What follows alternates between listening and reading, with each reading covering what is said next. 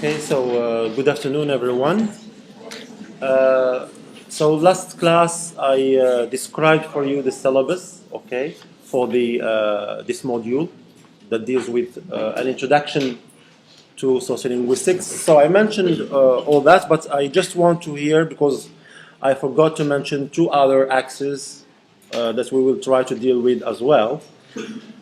Okay, now this is where we stopped last time, but I didn't introduce this. So another thing that we'll try to deal with is language use and attitudes, right? Language use and attitudes. That is to say, how people use dialects, languages, and the attitudes of the people with regard to the languages we have. In our context, for example, like Morocco. This is very crucial. Why? Because many times we have people using a specific kind of language, using a specific kind of dialect because of an attitude. Now, for example, if I give you the instance of middle social class, so you know that middle social class, they have a specific kind of positive attitude towards French, right? They consider it like a kind of prestigious language. So the middle class, as well as the rich, the high class, they tend to use more of French in their everyday life communication. So you see, it's because of their attitude towards French that they tend to use it more. You can have other categories of people who have a different opinion about French. They say that French is a language of colonization, and we have our culture, Islamic culture or Arabic culture or whatever, and therefore French is a kind of foreign language, foreign culture for us. Why should we use French? So therefore what happens is that they don't use French, but they just focus on using Arabic, Moroccan Arabic, standard Arabic in their everyday life communication. Now this is another example that shows that the attitude of the people determines, right, the language use, the way how people use a specific kind of dialect or a specific kind of language. Another example is, for example, here we are in a region that is majority Sus, Amazigh. Okay. Now many people belong to this ethnic group, and then they have positive attitudes towards Amazigh. So it's their language, it's part of their culture, it's part of their identity, and so on and so forth. So they have really big positive attitudes towards French. And what happens is that they tend to use it more, of course, in their everyday life. But if you go to other areas where we don't have a lot of Amazigh, so we don't have this because of the attitude of people. So this is an area that we will try to deal with throughout the lectures, the language use and attitudes. Another last component we try to deal with is related to language policy and language planning. It's part of sociolinguistics. It has to do with the way people use language. Now, of course, these people, a speech community, they have a kind of government. Okay. Now they try to establish a kind of planning, okay, language planning, language policy for their speech community on the basis of which dialect, which language, which variety they consider the most important, and they try to adopt it as a national language, right? As an example of this language planning, we will focus mainly on this Arabization process that has taken place in Morocco. It's a language planning, okay? It's a policy that has been adopted by the Moroccan government after independence. Because as you know, after independence, during colonialism and after independence shortly, we used to have mostly everything in French, including mathematics in education. For example, we used to have mathematics in French, geography in French, history in French. Mostly everything was in French, including the administration. Right?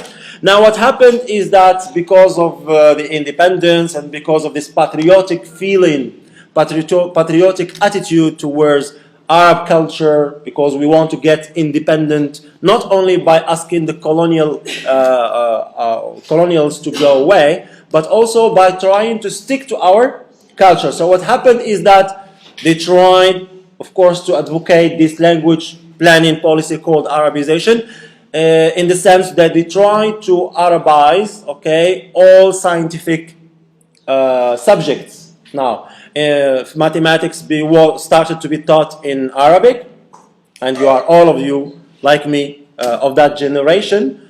You have science, biology, you have history, geography, everything started to be taught in Arabic, okay? And this is a part of this Arabization process. Of course, as we are going to see later on, it had suffered from some problems, as we are going to see later on. We will discuss the details later on. But this is just briefly what we mean by this language planning policy called Arabization, right?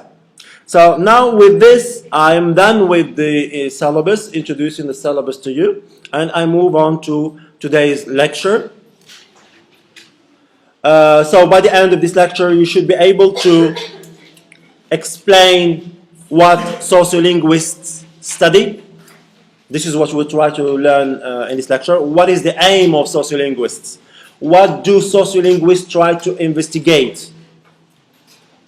What are the questions they raise and for which they try to find answers? Discuss different meanings of bilingualism. As we're going to see, there are different types of bilingualism. There is what we call individual bilingualism, related to the individual by himself or herself. And then there is what we call societal bilingualism. So we'll discuss the different meanings of bilingualism and what it means.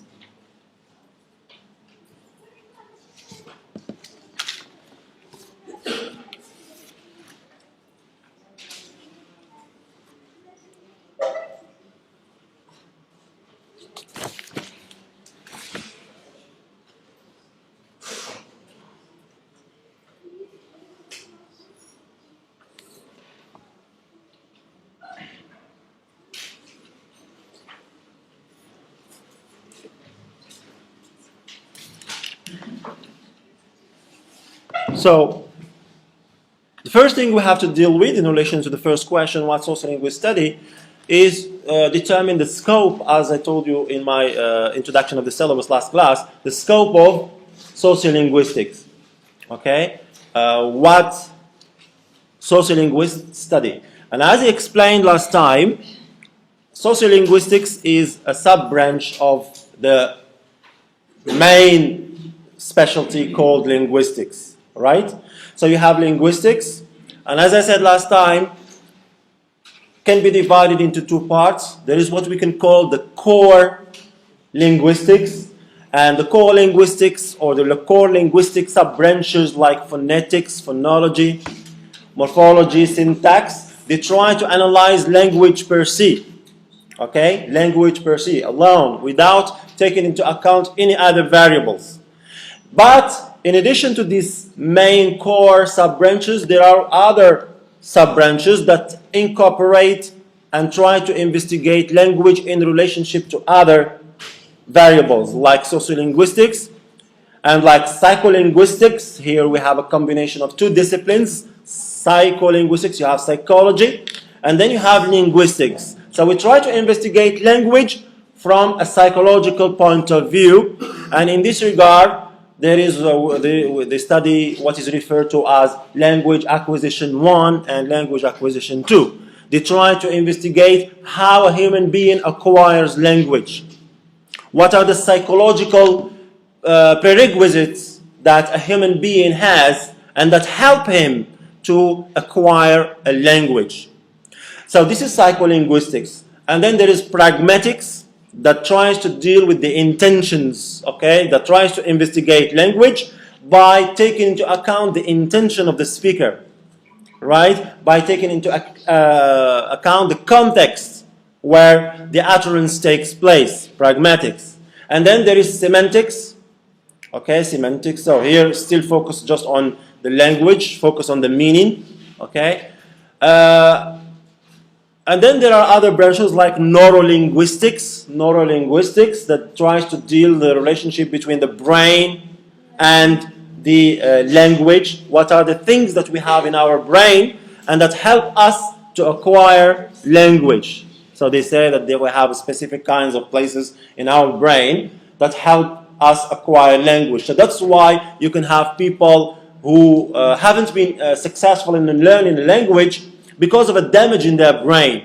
And that's where they talk about aphasia, for example, one of the illnesses that some people suffer from. They can't speak appropriately. Why? Because they have a damage in the brain, somewhere in the brain. So these are some other sub-branches of linguistics. But our main focus here is sociolinguistics, okay, that deals with the relationship between, of course, language and society, that deals and tries to investigate how societal, okay, or variables related to society, like education, like socioeconomic status, like environment, rural versus urban, like ethnic background. So all these variables you can see, they are related to society, like occupation, and we're going to see the details. So, what do sociolinguists study? These are some of the questions that we try to answer in our lecture today. What do sociolinguists study? What determines language use? In other words, what influences language use? Our own language use. What are the variables that do influence our language use? What is variety and what is a code? Variety or a code.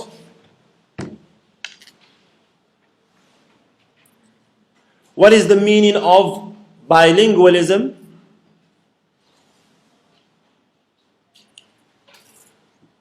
What is individual bilingualism? As I told you, there are two types of bilingualism. There is what is referred to as individual bilingualism that has to do with the individual, because you know that people are different in this regard. Some people speak two languages very well, okay, and others don't.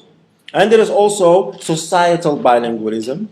So we'll try to deal with the different types of bilingualism and what they mean. What is societal bilingualism? What is first language? And what is second language?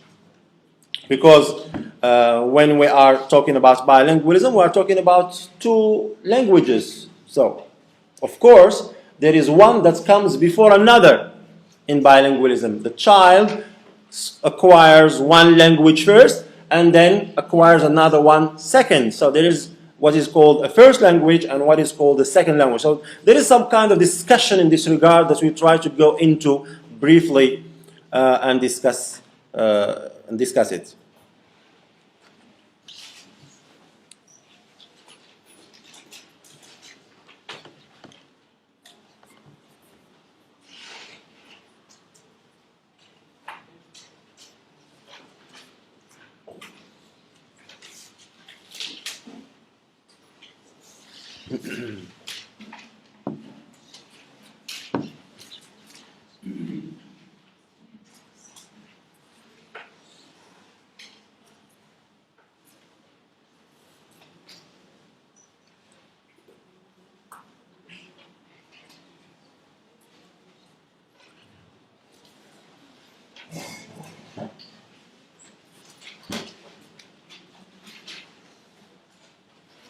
So you can try to take notes, but if you miss something, so as I told you, we'll find this online, so you can have it all the time with you, right?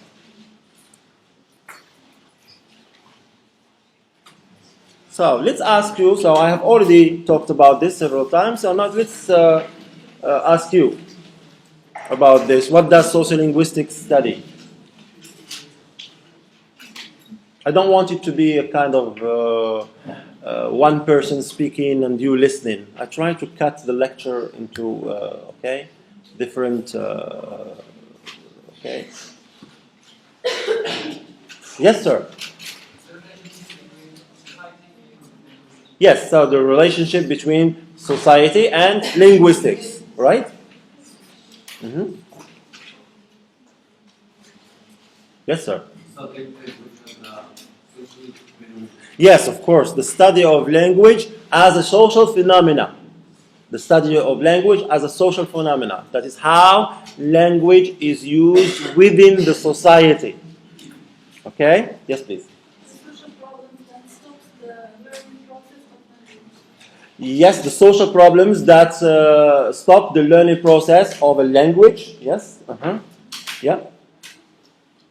Yes, please. How language is used by individuals inside society. Yes, how language is used by individuals inside society, inside the speech community, to use the sociolinguistic term, within the speech community. How can language reflect society? How language reflects society, right? And vice versa. How society reflects language. And here we will see this later on when we talk about this famous hypothesis, Sapir-Whorf hypothesis, etc., which determines the other. Does language determine the culture, or the culture determines the language? So something related to that. Yes. Yes, sir. How language is influenced varieties. So, or in other words, I would prefer a better formulation, expression, how language manifests itself in the form of different varieties. Like Standard Arabic, that's a language, it manifests itself in the form of different varieties depending on geography. For example, in Morocco we have Moroccan Arabic, and then Egyptian Arabic, the Gulf Arabic, Middle Eastern Arabic. So how language manifests itself in the, and also within the society, one society itself. Okay, as I told you, yes, we have different social classes, right? So each social class uses a specific kind of language in his own way, in its own way. Okay, so that's the aim of sociolinguistics. It tries to investigate the relationship between language and society. In other words, sociolinguistics try to answer this question: how does society, people, what they do, and what they are, who they are with, affect the ways people speak? How does society affect the ways people speak? And when we talk about society, we talk about who these people are, what they do, and who they are with. Because that's society, right? Now, as it's this context, here we have, you are students, I am a teacher. Right? This is a context that determines the language we use. You are students of the Department of English, and you are coming to study sociolinguistics in the Department of English, so we use language. That's the language used in this department to study this subject. So, how does society affect the ways people speak? In other words, what social factors, sociolinguistics try to find out what social factors can account for linguistic variation. As I explained last time, within a speech community, language is varied, is used in different ways. Now, what's the reason? Does this mean that it has to do with the language itself? Or the reasons are related to society itself? The reasons are related to the society, to the variables of society that account for this linguistic variation.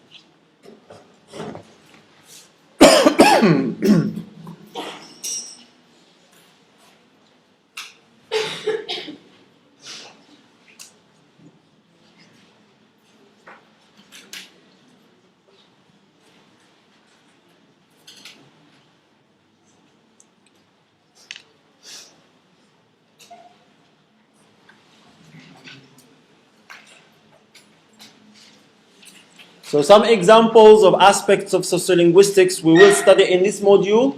Examples are: who do you use Arabic? Why do you use Arabic differently when you talk to me, your lecturer, from when you talk to a stranger, or especially when you talk to another student or a friend of yours? If you look at your Moroccan Arabic that you are going to speak with me, it's going to be maybe formal, or a lot of things, elevated kind of Moroccan Arabic, because your lecturer, teacher, you still have some respects for your teachers. So, but when you are with your friend in a cafe or just having fun together, so your Moroccan Arabic tends to be different. It's very informal and different from the one that you use with your lecturer. So this is exactly an example of what we try to deal with. Okay, we'll try to find answers for this. Why do you do that? What's the reason behind that language variation there? Okay? Why do you use Arabic differently when you talk to your fellow student in class from when you talk to him or her in the cafe? You are in the class and then you talk to your friend. Still, it's going to be different from when you are together in a cafe. So why? What is the reason behind that as well? Why there is this language variation? So this is what we will try to deal with in this module. We'll try to find out the reasons why we have this, and how sociolinguistics as a discipline accounts for this language variation.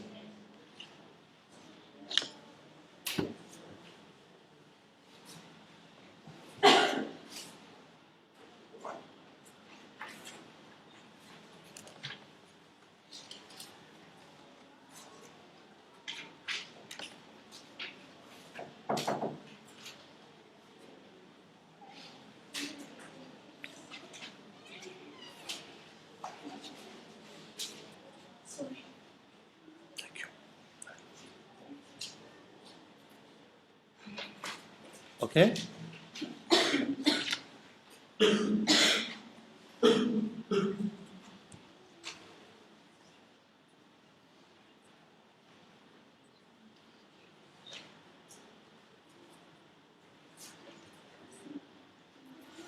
So you understand these situations here. And that's exactly what you have, what you do in everyday life, right? In everyday communication when you are especially at campus.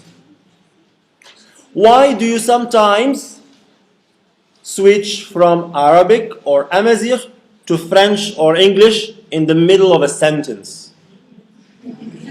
Yes, that's what happens. Of course, especially in our context. We have a lot of this, right? And it's becoming more and more frequent in our community, right? You have a lot of people mixing languages a lot, as if we know everything or all the languages. But then if you go really deep into the situation, the situation is different, right? So why do you do that? When you are speaking to your friend or whoever, you can switch from Arabic to Amazigh, or from Amazigh to Arabic, or to French or English. That's what sociolinguistics tries to find out.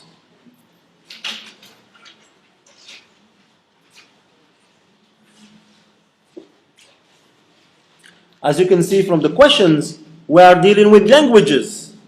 That's why you have linguistics there. But then the reasons behind this language variation, they are related to society, to the variables of society.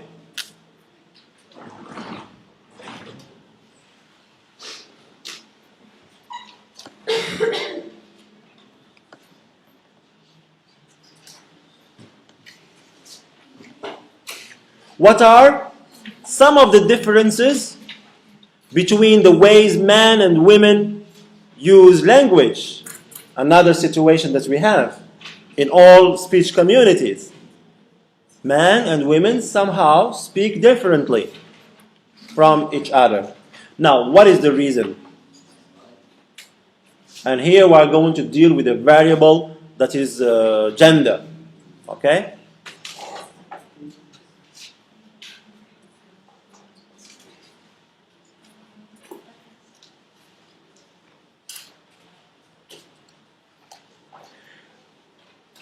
Do people of different ages speak differently? This is another situation that we have. Adolescents, the children, the adults, the old people, they speak differently. They use languages differently. Since this is another variable that we will deal with, it's as mentioned in there, related to age. Okay? What can a language tell about the social background of a person? What can a language tell you about the social background of a person? I'm sure that when you meet people for the first time, you can guess their social background.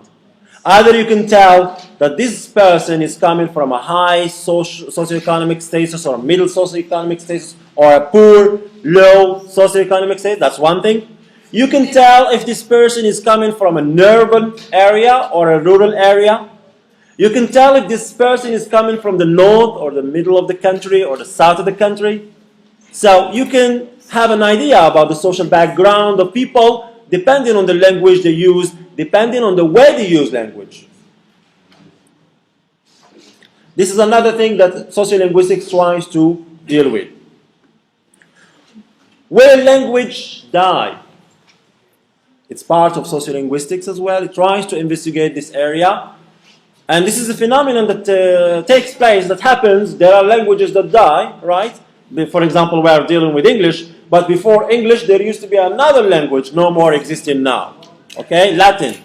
Okay, so will the language die? And this phenomenon, the death of languages or language shift or etc., it has to do in many regards with society and how society functions, how society works. Okay, the politics within the society, the culture within the society, and how the generations are developing, the technology, again, as we are having nowadays. So all these variables, they try to play a role in the death of a language or in the survival of a language. How do languages change over time? Language change phenomenon. We're not going to go into the deep because this has to do mostly with another subdiscipline of linguistics that is called historical linguistics. It's a branch in itself. But we'll try to see why, or how languages change and what are the reasons behind that. If you remember last time in my description of the syllabus, I talked about pidgins and Creoles, you remember? And we said that pidgins, basically it's a very kind of simple code created by business people, okay? And it's very limited, it's very simple, used only for business. If you go outside, you can't use it. But then by the time, there are some children who are born for those business people, and they learn it and they develop it. So that's how language changes, right? It's an aspect that has to do with language change. What languages should we use or teach in school? This has to do with the language planning I mentioned in the beginning of today's lecture as a continuation of the description of the syllabus for that I presented last class. Why, for example, when you went to school, primary school, you started learning or you were taught Arabic, standard Arabic, and then French, and then at a later stage English. Why you were taught mathematics, biology, physics, history, geography in Arabic, especially the scientific subject. But then at university, those people who want to specialize in them, they start learning them in French. These are some of the issues that we try to deal with, and it has to do with society and how whole society and the politics of society and the culture of society works, right? Now, in more details, the variables that determine language, can I have some suggestions from you before I go into them? What do you think are these variables? Because I have already mentioned them, okay? Indirectly you can guess them. But now I will stop, I will mention them clearly. But before I go ahead with that, I would like to elicit some of them from you. What are these variables that determine language use, that affect or influence the way we use language in our speech community? For example, yes? When a language is, what do you mean by language is a variable?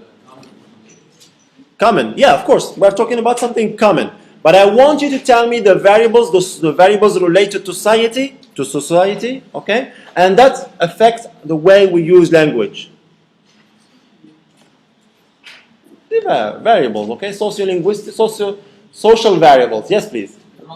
The context, for example. Now, we have mentioned the example of you now sitting in a class, and the way we use language is different from if you go to the cafe with your friend. So the context, that's a kind of variable related to society, and that determines language use. The position of your class. The position of your class, that is to say, low socioeconomic status, or middle socioeconomic status, or high socioeconomic status. Yes? The formality of the situation or the context. Is it formal or informal? Culture, diversification or diversity within the culture. Like for example, here, especially related to ethnic background. Amazigh, Arabophone. Yes? Occupation, you mean the job, right? Religion. Okay, they do affect the way we use language, yes? Yes, environment. The environment. We're talking here about either rural environment or urban environment. The geography. You have also mentioned the geography. That you say the north, the south, the middle. Yes? The level of education as well. It plays a role in the way we use language. Age and ethnic background. Reality. What do you mean by reality? It's very big, yeah? That's our problem, reality. Okay? Yes? So we try, now what we are doing is try to talk about this reality in specific terms. For example, ethnic background, context, formal, informal, etc. Gender and age. Gender and age. Thank you, that's good. Okay, good. Why? So it's why do you use Arabic differently? So this is a question that we have already asked. Now, to answer these questions or to find out the factors that determine language use, the participants. Who are the participants in the communication, in the interaction? The participants are friends, or they are a student with a teacher, or a boss with an employee, or a grandfather with a son. So the participants, who are these participants? And here I would like to refer to a very good title of an article by Fishman. He gave a good title because the title summarizes the scope of sociolinguistics. The article published in Fishman in 1965. And the article is called Who Speaks, What Language, To Whom, and When. It's a very good title that I would like you to remember because it summarizes the scope of sociolinguistics. Who, the participants, speaks what language, to whom, participants again, and when, context. Okay, it tries to, this question tries to encompass, to include most variables of society that determine the way we use language. Who? speaks what language, to whom, and when. It's a very good article. If you find it, please read it. You can find it online, I guess. And then it's by Fishman. Fishman, like fish, to fish, you know, a fish. And then men at the end. Fishman, 1965.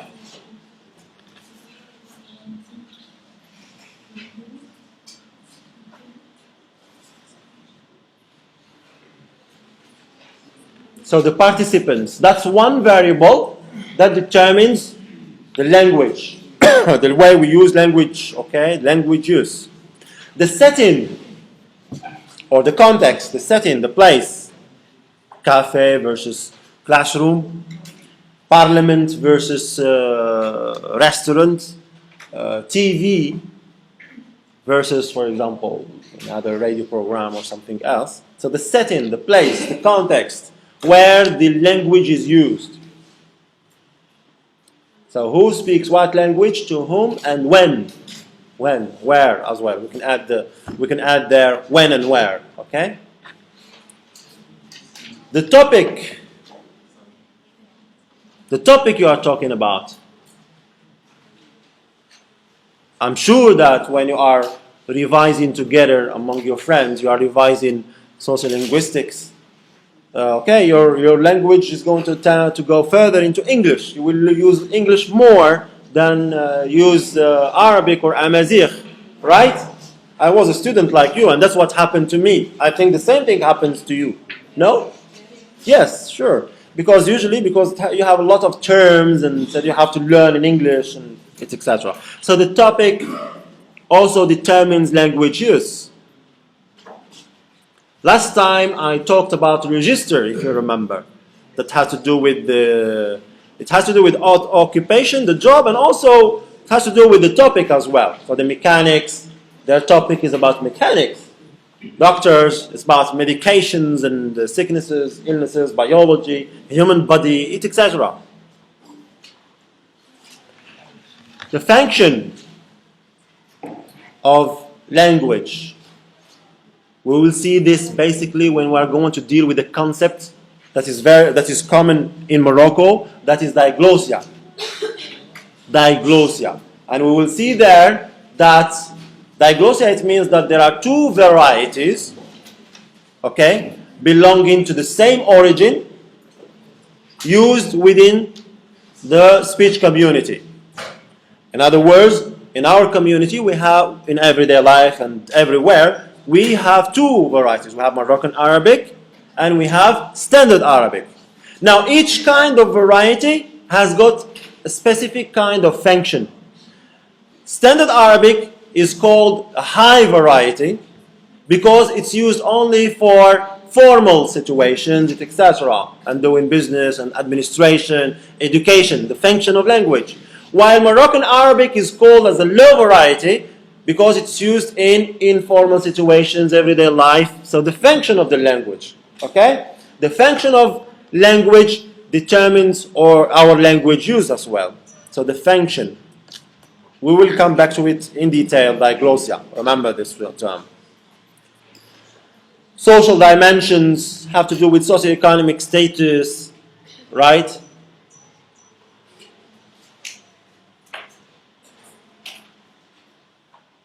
Don't need to repeat again that the low, or people who are coming from the low socioeconomic status speak differently from people coming from the high socioeconomic, and so on and so forth. Solidarity, social distance scale. Solidarity, this issue is very common in this area. Usually you find Amazigh people, because I'm not Amazigh, okay? But you notice that when they are together, they tend to use Amazigh, okay? And that has to do with the solidarity issue, okay? Social distance scale, how much you are intimate in terms of solidarity, etc. Status scale, the status of language, determines the language as well. Formality scale. Sometimes all of these are related. You can find them together. For example, when we talk about functions, We can also talk about formal and informal context, and we talk about the setting as well. So we can find them together, okay? It doesn't mean that each one determines language use only alone, okay? But in combination with other variables. Function scale, so that's already mentioned in there. Now, what is a variety or a code?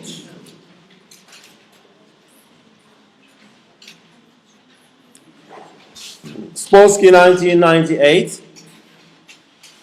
he says that variety is a term we use to include any identifiable kind of language. Identifiable kind of language, some kind of language. Okay? That's a variety. It's a kind of umbrella, if you wish to say it so.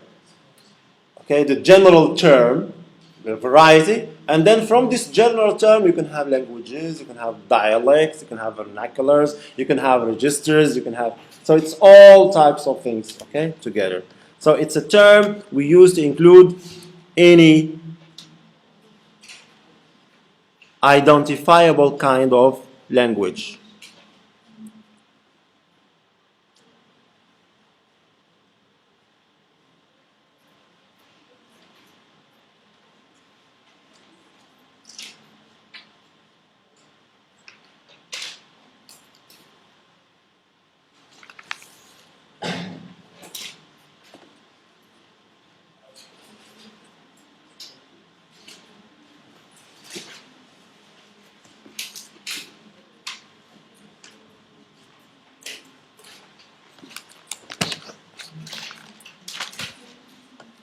For example, these two types of identifiable kinds of languages, these Hakka and Cantonese, they are two varieties of Chinese. So, okay, you have Chinese, and then in some areas you have Hakka, and some others you have Cantonese. This is for China. But our context, you have Tamazight, Tashlhit, Tarifit are different varieties of Amazigh. Right? Same thing for Arabic. You have Standard Arabic, then you have Moroccan Arabic, Egyptian Arabic, Saudi Arabic, Syrian Arabic, Lebanese Arabic, and so on and so forth.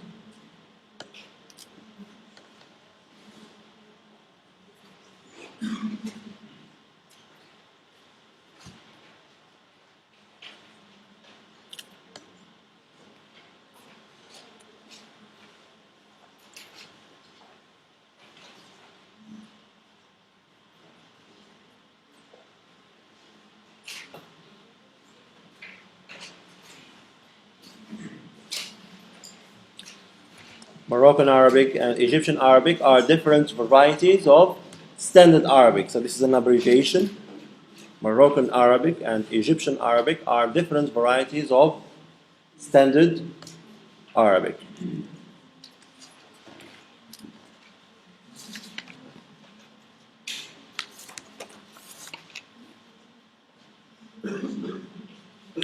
The same thing for English in general. English, it also has varieties. You can have Scottish English, you can have Australian English, New Zealand English, and so on and so on. Yes, Irish, etc.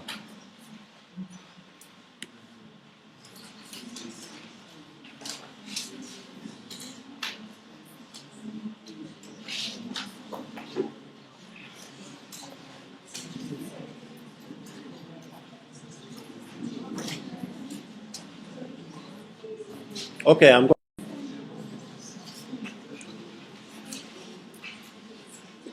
So Morocco, definitely Morocco is a multilingual speech community. Within this speech community, you have bilingual individuals, let's say individuals who speak two languages, sometimes they speak more than two languages, and concerning the speech community altogether or the society altogether, it's also referred to as a kind of bilingual society or multilingual society, because there are more than two languages spoken in Morocco, right? So in this regard, we can talk about individual bilingualism and societal bilingualism.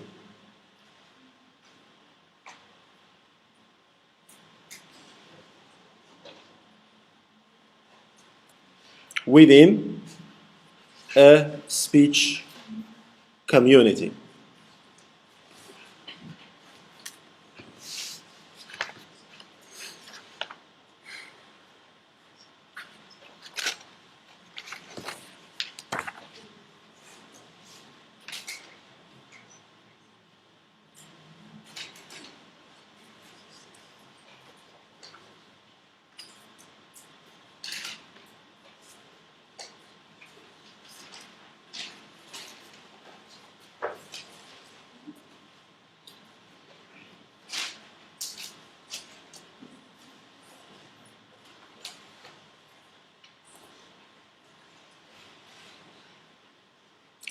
Now, just to tell you a definition of speech community, because that's the first thing we have to start with. I have already mentioned, but I repeat it again.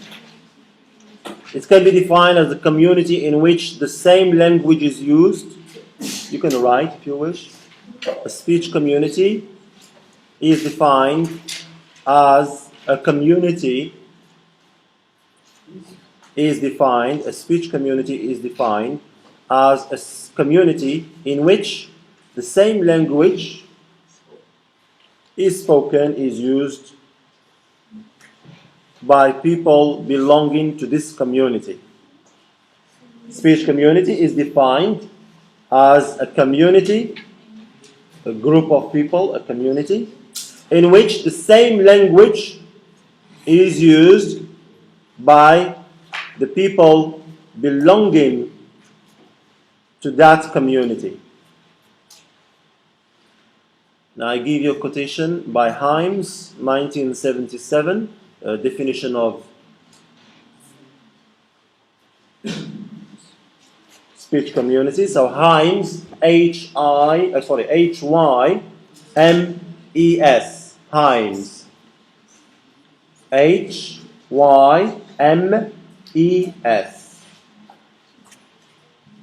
1977. And then you can open the quotations.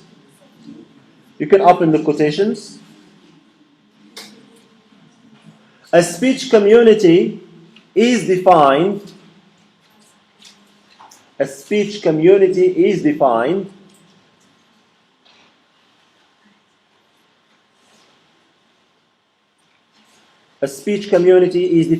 tautologically. That's why quotations are a bit difficult. But you can write. I spell it for you, okay? I can help you. Tautologically, it's T-A-U-T-O-L.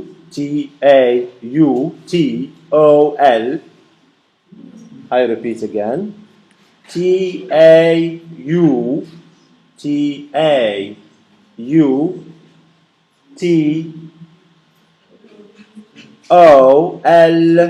Tautologically. Now you can finish it on your own by yourself. Tautologically, but radically.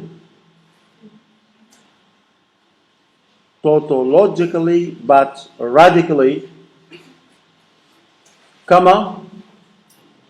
but radically, as a community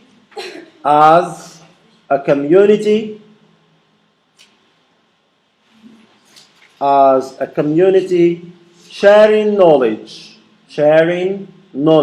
as a community sharing knowledge of rules, as a community sharing knowledge of rules for the conduct, knowledge of rules for the conduct, and interpretation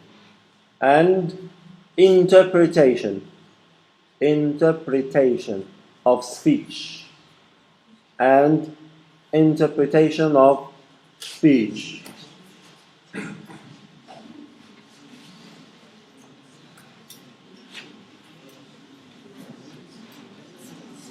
Good?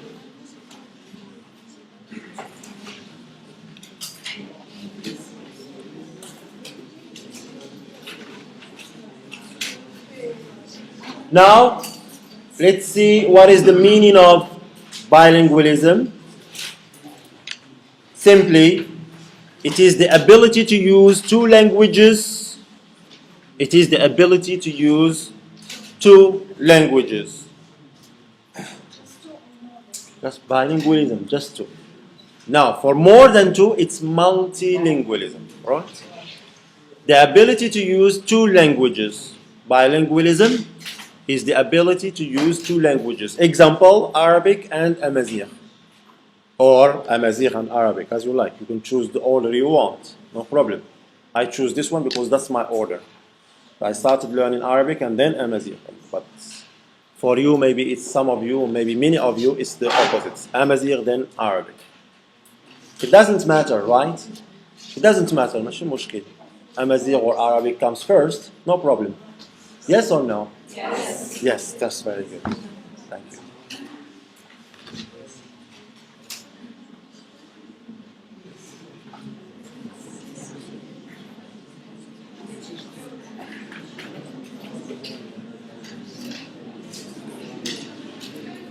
So one definition of a bilingual. A bilingual, it's one who possesses at least one of the language skills, even to a minimal degree, in the second language. Try to write it, please. This is the definition by McNamara, 1967. It's not as evident as you might guess. You might guess that, yeah, bilingualism, a bilingual, it's clear. It's somebody who speaks two languages. But the sociolinguists, they differ somehow among each other. So, for example, this one, write it and then we will explain it.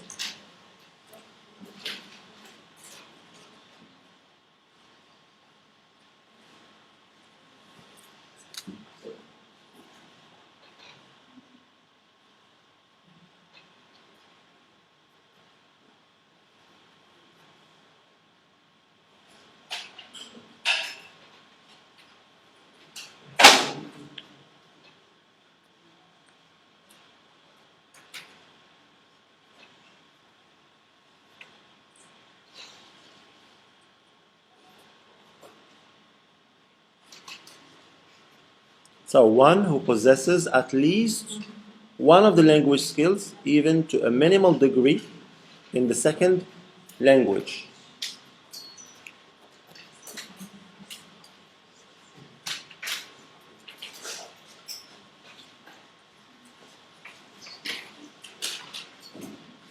Anybody can help explain this before I explain it?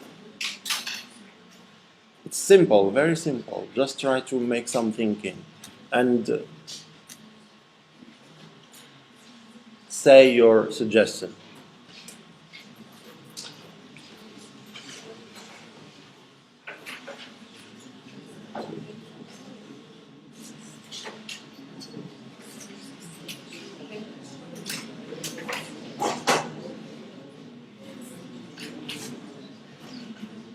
Okay? Anybody? Come on, time is running. So here, this person, he's referring to a situation where you can have one person, and this person, of course, knows the first language very well, but then knows very little of French. According to McNamara, he's bilingual. That's the meaning of this definition. One who possesses at least one of the language skills, I say, he can be good, he knows, for example, Amazigh or Arabic, Moroccan, and then for French, maybe just orally, he knows. That's oral skill. But when it comes to writing, not good. He doesn't know how. And we have this a lot. Still, we have them in Suq al-Had, if you go to the people doing business there. Many of them, old people, they speak French, Amazigh, of course, and French, but then if you ask them to write or, they don't know. So according to this McNamara, they are bilingual. Okay? So this is what he means by this definition. One who possesses at least one of the language skills, even to a minimal degree, in the second language. Another, by this complicated name, Ostracher, 1974. Those bilingual people, they are those who demonstrate complete mastery of two different languages without interference between the two linguistic processes. This is completely the opposite of the first definition, right? Yes, he's talking about mastery of the first language and the second language in all skills. Not like our friends in Sokolhan. So they are not, according to him, they are not bilinguals because they can't write and because they have problems listening and so on and so forth. So he's talking about people like you, Amazigh and English, or Arabic and Amazigh, okay? Having complete mastery of two different languages without interference between the two linguistic processes. And fluency here, he's talking about fluency in using the two languages.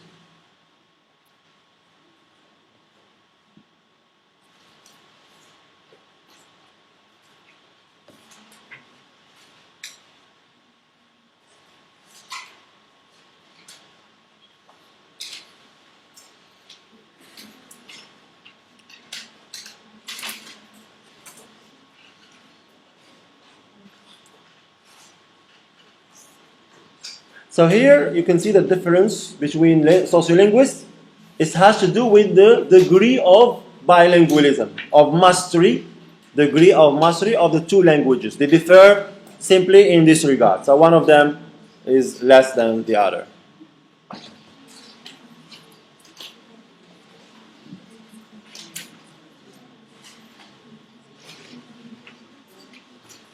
Good?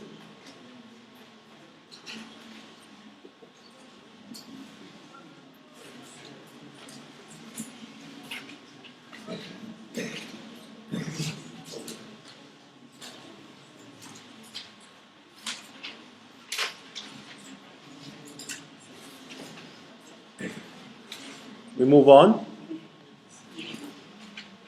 Bilingualism is understood to begin at the point where the speaker of one language can produce complete, meaningful utterances in the other language.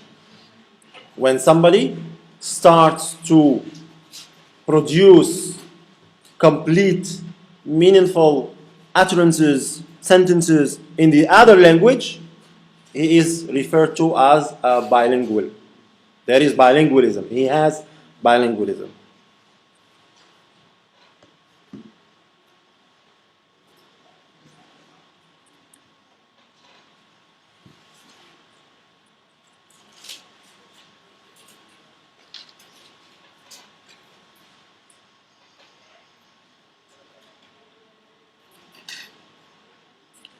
Complete, it's very important here. He says complete, meaningful utterances. Okay, complete sentences, utterances that are meaningful.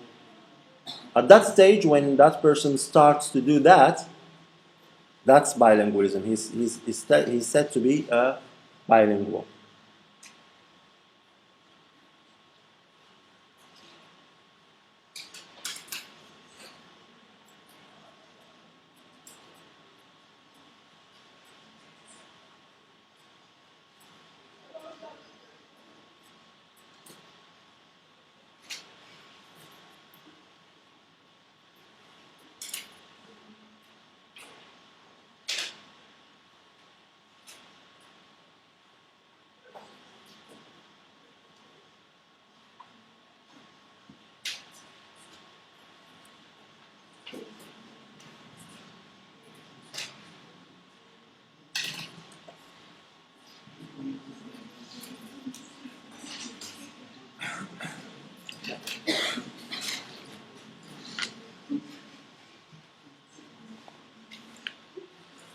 Okay?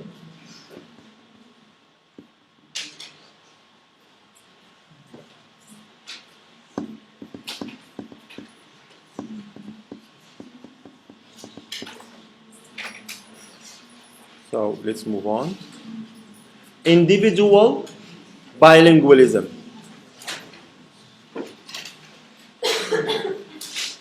Here we focus on one individual.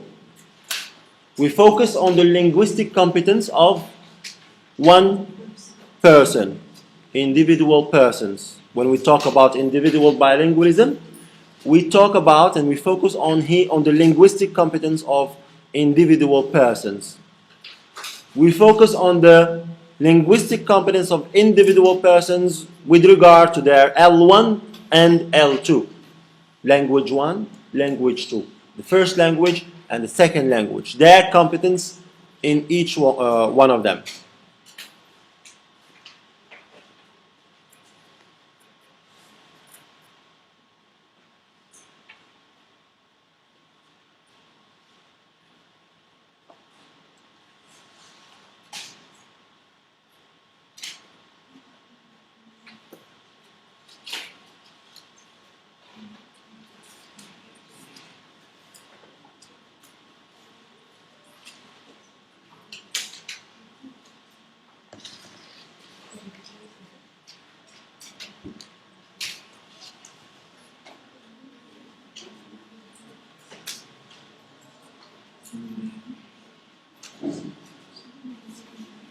Okay, we move on.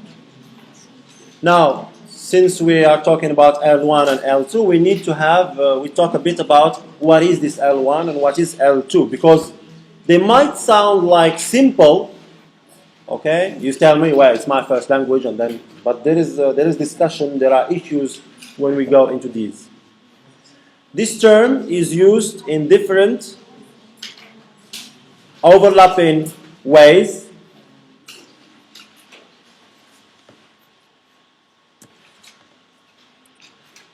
In different overlapping ways, and can mean the first language learned,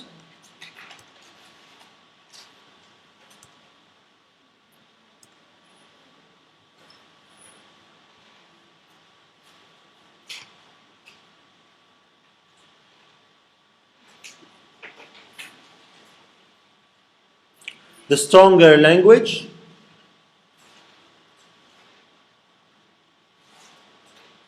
the mother tongue, the language most used,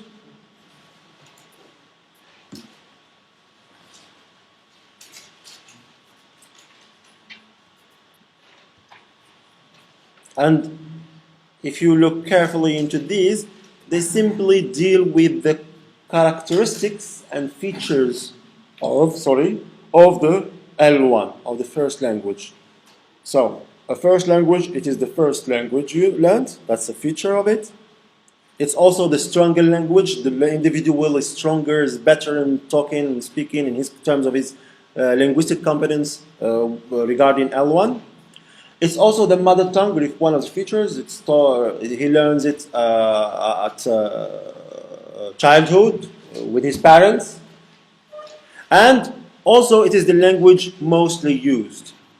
The person uses the first language more often than the second language. So all of these they describe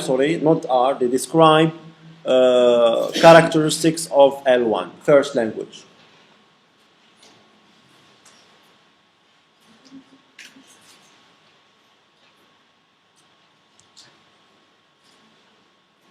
L2, second language. This term is used in different overlapping ways and can mean the second language, the weaker language, somehow. Here we have different degrees between people. A language that is not the mother tongue, for sure. The child doesn't learn it with his parents when he's growing, during his childhood. He learns it only when he's grown up. Okay? The less used language. Right? Now, I'm sure if you look at yourselves and your own ways of living and using languages, that's what happens to you. I'm sure that when, with regard to your L1, you are better in terms of competence in L1. You use it more often. Okay? It's your mother tongue, right? But your L2, like French, it is the second language. You learn it only later at school. You don't learn it when you are a child at home. It's weaker in terms of competence. If you compare your competence in Amazigh and your linguistic competence in French, in Amazigh, of course, it's better. It's not the mother tongue. Why? Because you don't learn it at home. You learn it only in school. And it is less used in your everyday life. You use more often, you use the L1. You don't use the L2.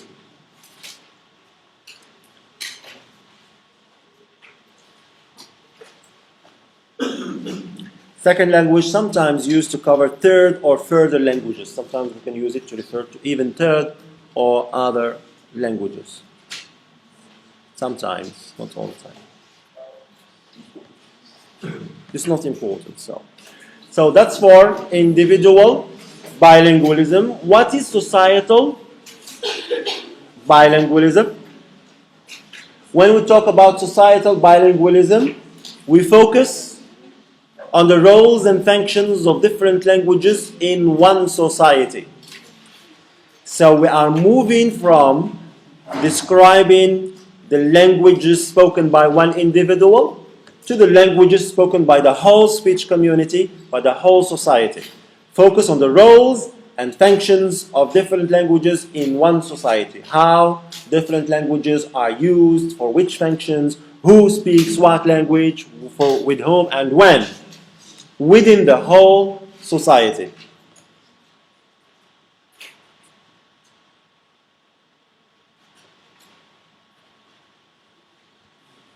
And Morocco for sure is one good example of that. It's even further than that, because Morocco is not just a bilingual country, it's a multilingual country, because we have more than 2 languages spoken in this country.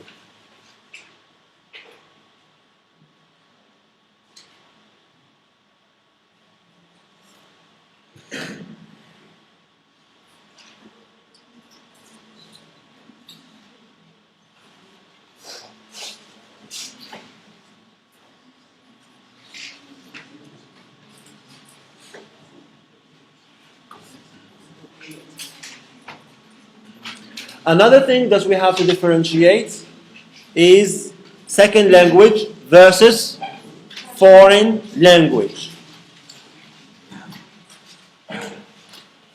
Second language can be used to describe a language widely spoken in the country of the learner. In our context, what is it? What is the second language in our context, Morocco? French. Second language used to describe a language widely spoken in the country of the learner. Okay, so we are all learners, and in our country, that's French. Okay, that's the second language. And then we're going to compare French with English.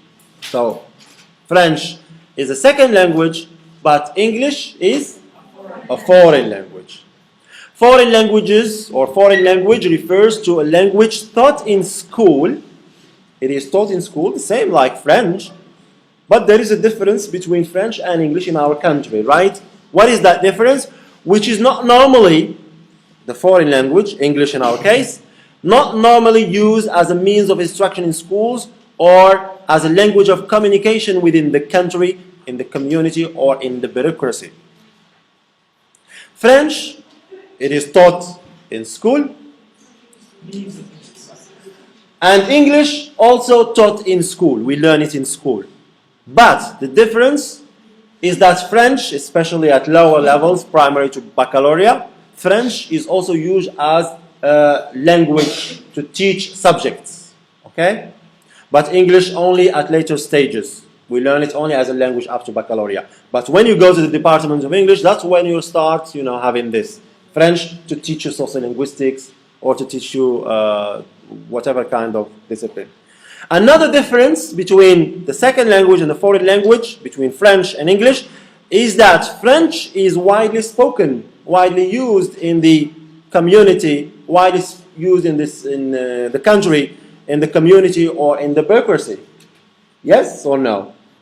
But French is not. If you go to administrations, okay, you want to have some papers or whatever, you don't speak English, you don't use French. You can have it either in French or Arabic. Yes or no? So that's the difference between a foreign language and a second language. Second language can be used to describe a language widely spoken in the country of the learner, in the administration, in parliament, in TV, in the radio, in the newspapers, in the advertisements, in restaurants, in cafes, in the beach, and wherever you go, you see it's used. But English, no, it's not widely used. It is used, English, but not widely as the second language, not as widely as French. Okay, very little used in the community and in the bureaucracy. It is used in the bureaucracy as well. For example, for you, if you want to travel, especially for foreign countries to follow your studies, they ask you translation of your diplomas and your certificates in English.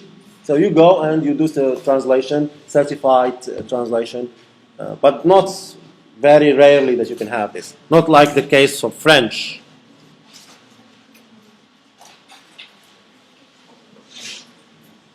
Is English a second language or foreign language? There is a mistake there.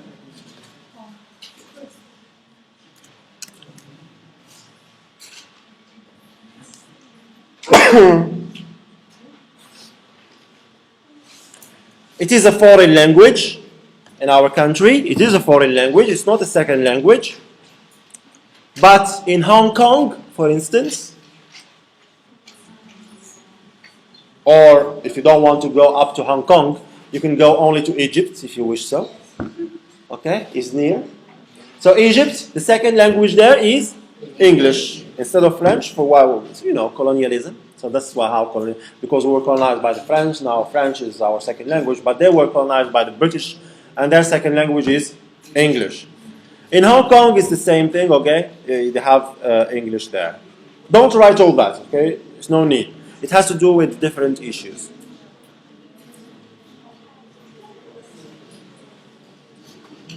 So, in order to continue with the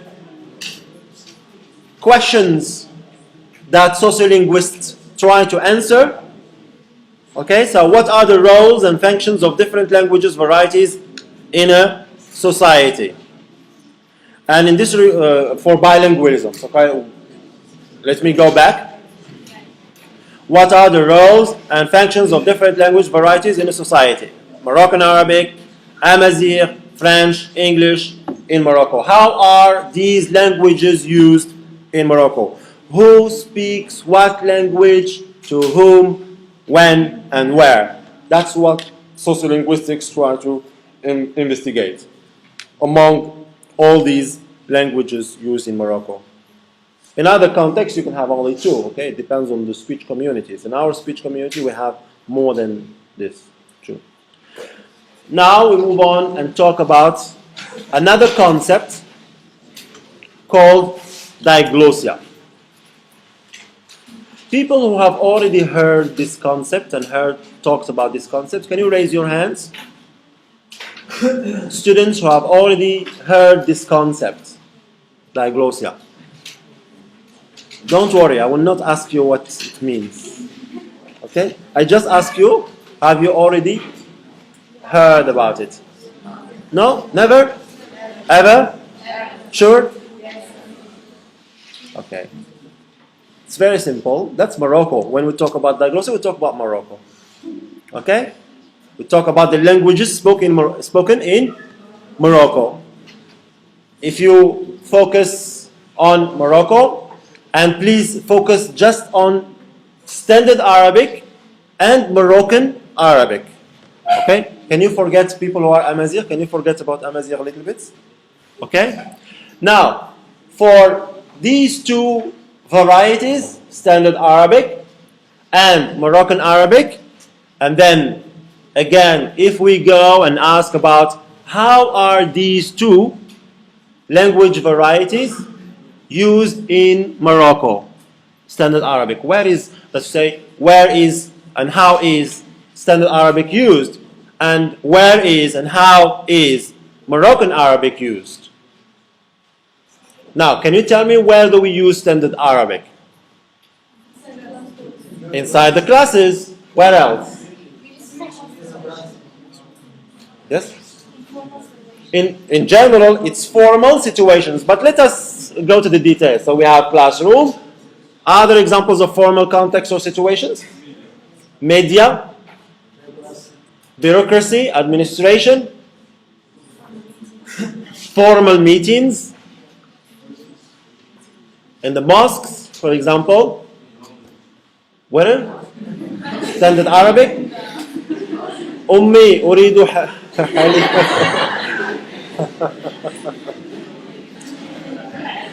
Okay? So, we will come to that when we talk about Moroccan Arabic, and that's the context where we use Moroccan Arabic. Yes? Yes? Quran, of course, that, and in general, it is written. You remember the modes, discourse modes that Tafel talks about last time, written or oral. So we find it in written more, okay, and oral as well, but in written modes, okay. So in the literature, there was one guy, a person or a sociolinguist who lived in Arabian countries a lot, and also he lived in Greece, etc. And this person, he was a sociolinguist. He was interested in the way how languages are used, how people use languages, and what are the reasons, where, who speaks what language, where and when. Right? That was his question all the time. And he noticed this difference. He noticed that, for example, in Arabian countries, Standard Arabic is used in these formal contexts, while Moroccan Arabic is used in informal contexts, like at home, like with friends, like cafes, and so on and so forth. Okay? And therefore, he said that these communities that have something like this, they have a phenomenon that he refers and he calls it diglossia. Okay? So, for example, since we have this in Morocco, so in Morocco we have diglossia. And he comes with some kind of terminology. He says that this is the guy, by the way. Okay, no. I will show you the picture. So he said that the Standard Arabic, he refers to it as the high variety. Why? Because it's used in high contexts, formal contexts, etc. High. Okay? While the Moroccan Arabic, he refers to it as low variety because it's used in informal situations and so on and so forth. Okay? In informal discussions between friends and so on and so forth. So that's diglossia. And the name of the guy is Ferguson. Ferguson, okay? He talked about so diglossia means the use of two varieties. The use of two varieties in a society distinguished by function, the function for which we use each language. The function for which we use Standard Arabic is different from the function for which we use Moroccan Arabic. We use Standard Arabic to do business, to go to the administration, papers, bureaucracy, media, writing, literature, etc. But we use Moroccan Arabic for buying and selling, for everyday life communication, for French, for friends, cafes, intimate context, etc. The use of two varieties in a society distinguished by function. High and low varieties. He says that there are high and low varieties. The high variety or typical functions of the high variety are it is used in literature, education, law, government, administration, news broadcasts.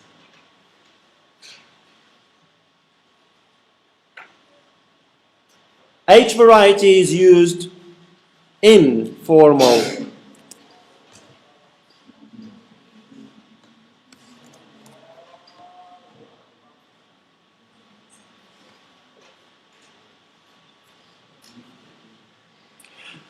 H variety is used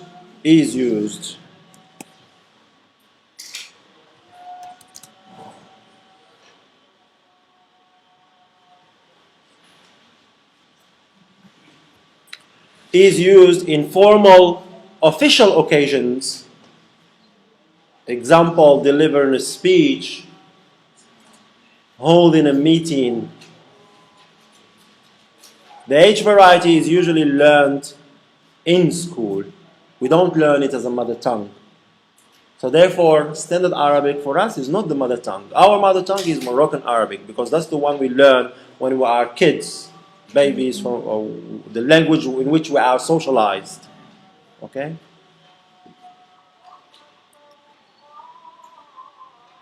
Please? Yes.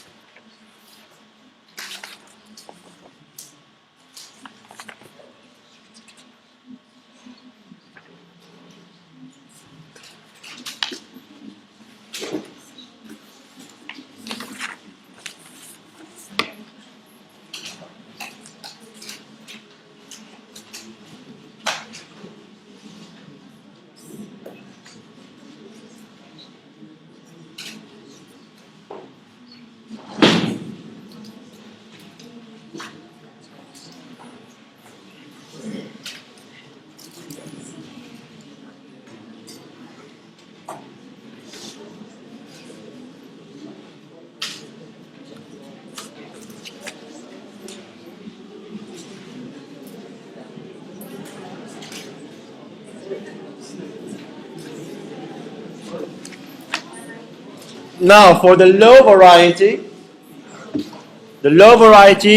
is used for everyday, more informal purposes. The low variety is usually an L1 and learned at home.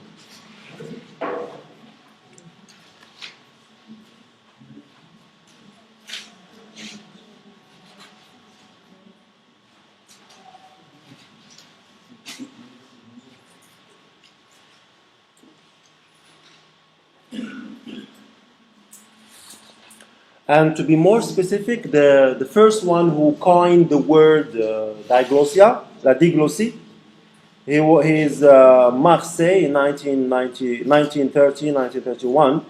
He was the first one to coin the word diglossia. And he defines diglossia as, in French, because he's French sociolinguist, la concurrence entre une langue savante, écrite, et une langue vulgaire, parfois exclusivement parlée. That's the small definition that he gave. And that's exactly what you have in the explanation there. Okay? And then after that came Ferguson, American sociolinguist, and he wrote an article. And in this article, he gave it the title Diglossia, 1959. And this is the guy.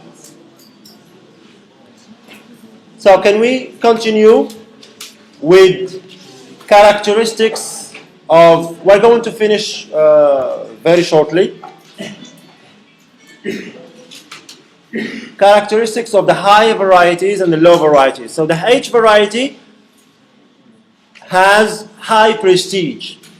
If you look at Standard Arabic, we do consider it as a prestigious language. It has more prestige than Moroccan Arabic, yes or no? So H variety has high prestige.